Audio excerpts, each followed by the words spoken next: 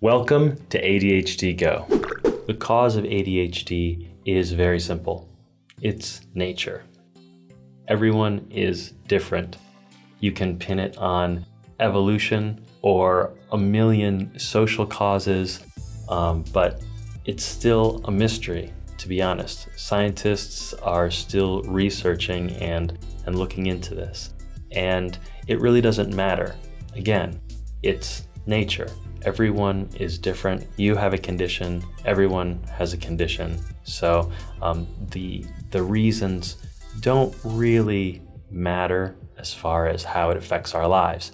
So the purpose of this course is not to investigate the science behind ADHD and the reasons that ADHD exists in your life, but instead to learn how to navigate those symptoms that you actually experience.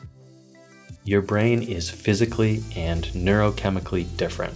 It functions differently, but it's not damaged, and it's perfectly functional, and it's capable of amazing things. You're not limited by your condition. It's a good brain, and you should be excited about taking care of it and reaching your highest potential with it.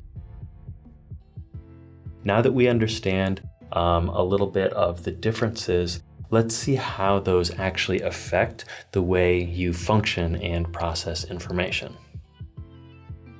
The mental structure of a neurotypical, I think of like a grid where everything is organized. All the information that comes into their awareness, so their emotions, their ideas, anything that they perceive is going into that grid. And there are rules.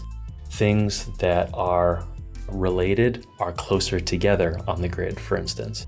And there's a labeling system. And so this makes it fairly easy for a neurotypical person to go and find a specific piece of information.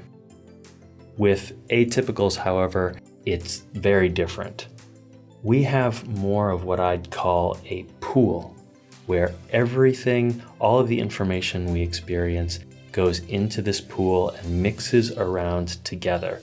So it takes a lot more effort for us to dive into this pool, sort through all the information that's in our brain so that we can come out with the correct piece of information.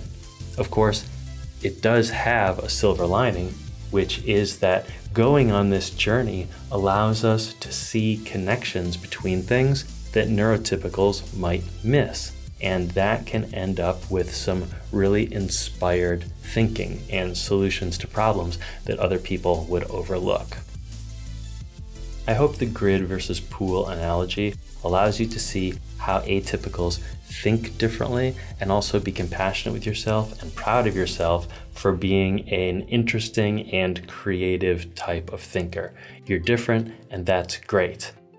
But sometimes we can suffer the differences caused by our condition.